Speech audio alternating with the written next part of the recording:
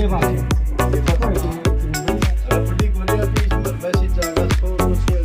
आ जाना।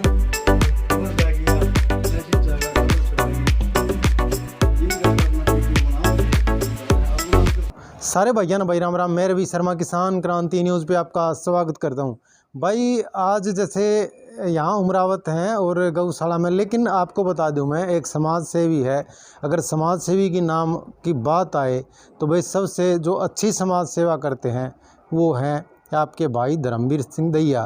क्योंकि धर्मवीर दैया जी देखो, कोई भी मतलब बात हो, कहीं भी मतलब कुछ भी बात हो, समाज की कोई भी सेवा की बात हो तो वो बढ़ चढ़ के हिस्सा लेते हैं। और कहीं भी और किसी भी गांव से ये नहीं है कि भाई ये मतलब जैसे कि यहाँ खरक कलंगा में ही मतलब समाज सेवा करते हैं। अगर कहीं भी जैसे आज उमरावत गांव में हैं तो उमरावत गांव में हैं तो यहाँ गौशाला में सेवा करने के लिए आ जाते हैं। या मतलब और भी कोई भी अगर किसी के पास भी अगर कुछ ऐसी मजबूरी हो भाई, अगर कोई मतलब जैसे बेटी की शादी हो उसमें कुछ दान दक्षिणा देनी हो, या मतलब और कोई मजबूर हो तो उसको भी मतलब सामान है, घर का है और है, कोई भी कुछ भी कितने पैसे लगे उसमें मतलब समाज सेवा करते हैं। अपनी जो नेकी की कमाई उसमें से कुछ न कुछ हिस्सा उनके देते हैं। तो धर्मवीर दैया जी हमारे साथ हैं। तो नमस्कार दैया जी। नमस्कार जी। तो क्या कहेंगे आज जैसे आप यहाँ गौशाला में आए हो? ऐसा है जी, हिंदू धर्म में गौ माता को गौ को माता का दर्जा दिया गया है। हमारे हिंदू धर्म में गौ माता की इतनी मान्यता है कि सभी देवी देवता इसके गौ माता के अंदर निवास करते हैं। और आज मेरे बेटे का जन्मदिन था। मैंने अपनी नेक कमाई में से गांव उमरावत में सवामणी मीठी सवामणी और पौधारोपण करके आज मैंने समाज को ये संदेश दिया है कि ज़्यादा से ज़्यादा हमें पौधे भी लगाने चाहिए, क्योंकि पौधों का भी जीवन में बहुत महत्व है। ताकि हमें शुद्ध वातावरण मिल सके, अच्छी हवा और ऑक्सीजन हमें पौधों से मिलती है। तो हमें ज़रूर पौधे लगाने चाहिए। जब भी मौका मिले, जहाँ भी जगह मिले वहाँ हमें पौधे ज़रूर से ज़रूर लगाने चाहिए। और गौ माता की सेवा करके मुझे बहुत ही सुकून महसूस होता है। जब भी मुझे कहीं भी ये लगता है कि यहाँ गौओं की सेवा करनी चाहिए, मैं वहाँ पहुँच जाता हूँ। और आगे से मैं गौओं की सेवा मैं लगातार करता रहूँगा। तो एक चीज़ बताएं दैया साहब, मतलब क्या है कि आप भी पूरे मतलब मैनेजर से रिटायर हो गए, लेकिन बच्चे भी अच्छी जॉब पे हैं।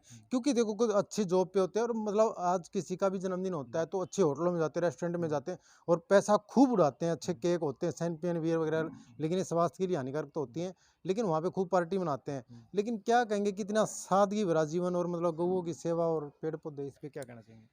ऐसा जी, जन्मदिन हो, खुशी हो तो अपने बच्चों के साथ घर में, और जैसे ऐसी जगह है जहाँ जीव जंतुओं को हम कुछ खाने के लिए दे सकें इस गर्मी में, गर्मी के मौसम में पानी, उनका अन्न की व्यवस्था कर सके, वो जन्मदिन मनाना चाहिए होटलों में। और ये दूर दूर के जो ऊपर के वो लुभावने लोग होते हैं कि अपने आप को शो करते हैं कि मैं इतना धनाढ़ हूँ, उन चीज़ों से दूर होते हुए मैंने जो है ना संकल्प लिया है कि मैं जब भी मेरे कोई भी खुशी होगी मैं इस तरह से गौओं की सेवा करके मनाऊंगा। हाँ जी। चलो, तो सही बात कही दिया साहब ने। क्योंकि भाई अगर आपने अगर कोई जन्मदिन है, बर्थडे है, अगर कोई खुशी है तो वो मतलब अगर व्यर्थ की पैसे आप लाखों रुपए मतलब होटलों में उड़ा देते हो, लेकिन अगर गौओं के मतलब पेट में अगर कोई दलिया जाएगा और कोई मीठा जाएगा, गुड़ जाएगा और कोई हरा चारा जाएगा तो उनकी आत्मा भी आशीष देगी और धर्म भी होगा। और हिंदू धर्म में तो इसको मान्यता बहुत ज़्यादा दी गई, 36 करोड़ देवता इसमें वास करते हैं। और तो बहुत अच्छी पहल आपकी। और पेड़ पौधे तो मौसम का भी हिसाब किताब सारा मेंटेन रखते हैं। तो लास्ट में युवाओं को क्या संदेश देना चाहोगे? युवाओं को तो मैं यही संदेश दूंगा कि अपने जीवन में विद्यार्थी हो तो लक्ष्य बनाएं। हर एक आदमी अपने लक्ष्य को पूरा करने के लिए योजनाएं बनाएं और नशे से दूर रहें, रिश्ते नातों के प्रति वफादार रहें, नैतिकता को न छोड़ें और सभी परिवार में मिलजुल कर रहें। ये एक मैं संदेश देना चाहता हूं कि युवा पीढ़ी आजकल थोड़ी ही भटक रही है।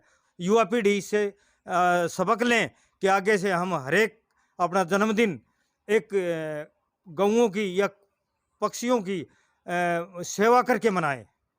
चलो, हाँ। बिल्कुल सही बात है भाई। अगर मान लो जैसे दैया साहब ने कहा कि गऊओं की और पक्षियों के, क्योंकि गर्मी का मौसम है, अगर पक्षियों के मतलब जैसे पानी की व्यवस्था करोगे, दाने की व्यवस्था करोगे, तो उसमें पुण्य भी होगा और साथ साथ एक अच्छाई का मतलब ये प्रेरणा भी है। अंत में मैं समाज को एक संदेश देना चाहता हूँ कि इस गर्मी काल में, गर्म ग्रीष्म काल में, यानी कि इतनी पारा जो 48 और 50 के बीच में है, इसमें ये जीव जंतु बोलते नहीं, इनका अगर चुग्गा पानी हम इनका पेट भरने के लिए थोड़ा बहुत हम, हर एक आदमी आगे आएगा मदद के लिए, तो इनके भी जो है ना इस गर्मी से, भीषण गर्मी से इनका बचाव रहेगा। और पक्षियों के लिए भी हम पानी की व्यवस्था करें, कसौरे लगाएं, रखें कहीं भी, ताकि पशु पक्षी सभी जीव जंतु जो अपने बोल के नहीं बता सकते, तो हमने ये विशेष तौर से ध्यान रखना है। सभी समाज के लोगों से मेरी विनती है कि इस ओर विशेष ध्यान दो इन दिनों में, खासकर गर्मी के दिनों में। बिल्कुल, ये बात दैया साहब ने बहुत ही अच्छी बताई, क्योंकि अपने जहाँ भी कहीं छाएँ दिखे, पेड़ दिखे भाई, ये अनमोल है, मतलब बोल के नहीं बता सकते कि पानी चाहिए, दाना चाहिए। तो आप मतलब पक्षियों के लिए पानी रखो, दाना रखो, और जैसे कुत्ते बिल्ली हैं तो उनको मतलब आप रोटी दो, क्योंकि बहुत भीषण गर्मी पड़ रही है, तो इनका मतलब और छाएँ की व्यवस्था कर दो अगर छाएँ नहीं है तो। और गौओं को मतलब जैसे दैया साहब जो बार-बार बताते रहते हैं, समाज सेवी भी हैं, आप दलिया हरा चारा जो भी दो तो दे सकते हो। तो बहुत-बहुत धन्यवाद दैया साहब। धन्यवाद जी। जय हिंद, जय हरियाणा, जय भारत भाई।